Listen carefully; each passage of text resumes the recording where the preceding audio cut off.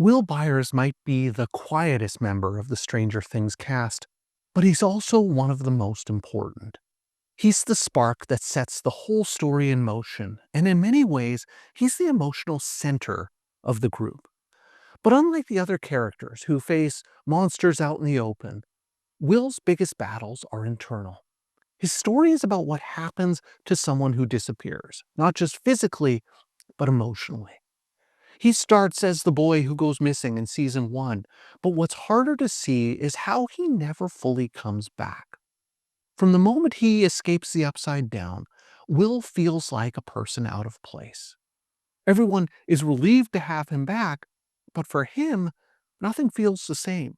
It's like being in a room full of people and still feeling completely alone.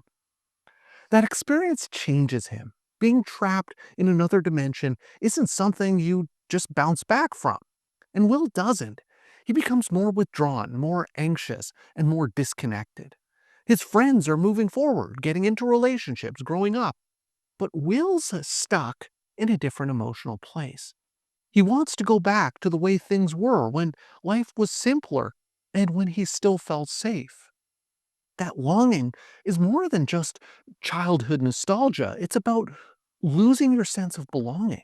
He doesn't just miss Dungeons and Dragons, he misses feeling like he mattered to the people around him.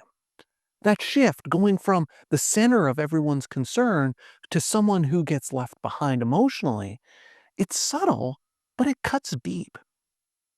A big part of Will's story is about identity, even though the show rarely names it outright. There are quiet moments, sideways glances, the hurt that he doesn't say out loud, especially when it comes to Mike. Will's struggle isn't just about trauma, it's about figuring out who he is when he doesn't feel like he fits in anywhere. There's this tension between wanting to be close to people he cares about and being afraid that if they really saw him, they might pull away. It's a slow, painful kind of isolation.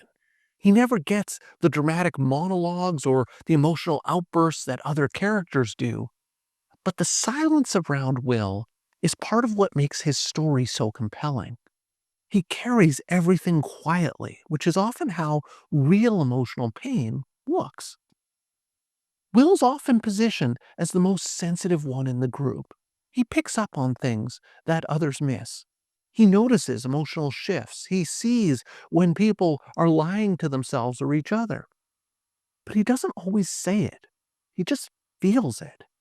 And that sensitivity becomes a burden. His connection to the Upside Down, this constant sense that something's wrong, isn't just supernatural. It mirrors how trauma lingers. Even when things are calm on the outside, Will always feels the threat in the background. He can't fully relax because part of him is still stuck in that place where the world wasn't safe. And no one else seems to get that. And that makes him feel even more alone. There's also the emotional labor that Will does without realizing it. He tries to hold the group together. He absorbs tension so others don't have to deal with it. But that takes a toll on a person. He ends up feeling invisible, not because people don't care about him, but because they don't really see him. They see the kid who was rescued, the symbol of the group's first battle, but they don't see the person who's still trying to make sense of everything that came after. And because Will rarely speaks up for himself, that silence gets mistaken for stability, like everything's okay. In reality, he's often the most emotionally fragile one in the room. What's striking is that even with all of this, Will remains deeply loyal. He doesn't lash out. He doesn't try to make others feel the pain that he's feeling. He just keeps showing up. That quiet type of strength can be easy to overlook, especially in a show full of louder personalities and big action scenes. But Will's strength is how much he endures.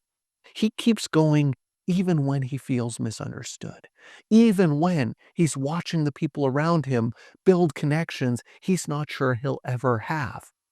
That's not just resilience, it represents emotional maturity.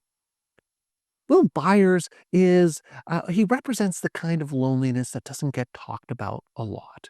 It's not dramatic or obvious. It's the loneliness of being in a group and still feeling separate, of being loved but not really known, of wanting to connect but of being afraid that who you are isn't enough.